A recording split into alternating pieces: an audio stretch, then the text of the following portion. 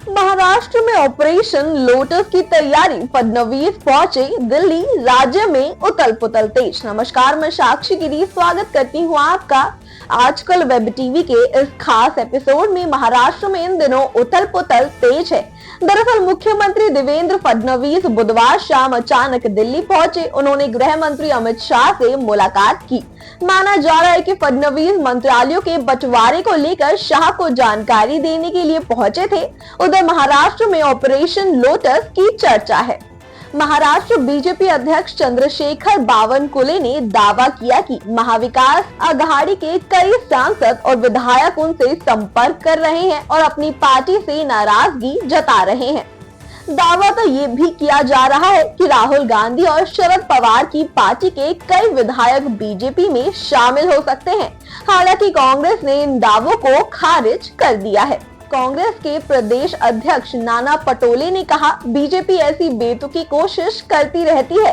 हमारा कोई भी नेता कहीं भी जाने वाला नहीं है। महाराष्ट्र बीजेपी अध्यक्ष चंद्रशेखर बावनकुले ने कहा, एमवीए के नेता खुद अपनी बेचैनी जाहिर कर रहे हैं और कई लोग पाला बदलने के लिए भाजपा के संपर्क में हैं। हाल ही में हुए विधानसभा चुनाव में कांग्रेस उद्धव ठाकरे की शिवसेना और शरद पवार के नेतृत्व वाली एनसीपी ने सिर्फ 46 सीटें जीती हैं, जबकि बीजेपी, शिवसेना और अजीत पवार की एनसीपी ने 230 सीटों पर कब्जा जमाया है। चुनाव नतीजों ने एनडीए विधायकों के सत्तारूढ़ गठबंधन में जाने की अटकलों को हवा दे दी है।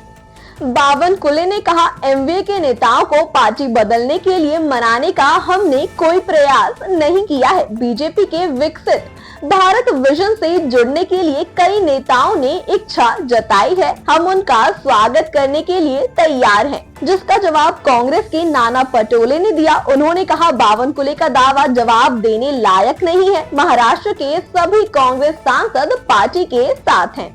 हम नागपुर में महाराष्ट्र विधानमंडल के आगामी शीतकालीन सत्र में महायुति की वास्तविक स्थिति दिखाएंगे। इससे पहले भाजपा नेता प्रवीण दारेकर ने संकेत दिया कि विकास अगर उनकी प्राथमिकता है तो शरद पवार के नेतृत्व वाली एनसीपी के कुछ सांसद पाला बदलकर बीजेपी में शामिल हो सकते हैं।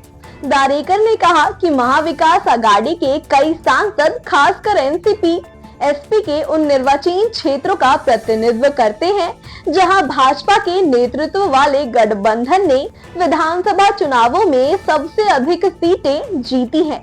अगर विकास उनकी प्राथमिकता है तो वे अपने राजनीतिक भविष्य पर सावधानी से विचार कर सकते हैं, क्योंकि केंद्र में और राज्य में भाजपा के नेतृत्व वाले गठबंधन की सरकार है।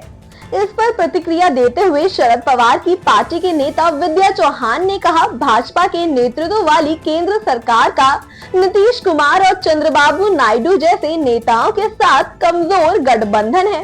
सरकार को उनका समर्थन खोने का डर है। यही वजह है कि वे विपक्षी दलों के सांसदों को लुभाने की ऐसी रणनीति अपनाते हैं। हमारे सांसद हमारे साथ हैं और गठबंधन को धोखा नहीं देंगे। कांग्रेस नेता विजय वडेट्टीवार ने कहा कि अगर भाजपा पार्टी एमवीए विधायकों को लुभाने के लिए पैसे और राजनीतिक शक्ति का इस्तेमाल करके ऑपरेशन लोटस शुरू करने की योजना बना रही है तो लोग उन्हें उचित समय पर करारा जवाब देंगे। ये अब कोई रहस्य नहीं है कि देश में तानाशाही ने अपने पैर जमा लिए हैं। तो ये था हमारा आज का खास एपिसोड। इस पर आपकी क्या राय है हमें कमेंट बॉक्स में जरूर बताएं। इसके साथ ही देश और दुनिया की तमाम बड़ी खबरों से जुड़े रहने के लिए हमारे चैनल को सब्सक्राइब करें।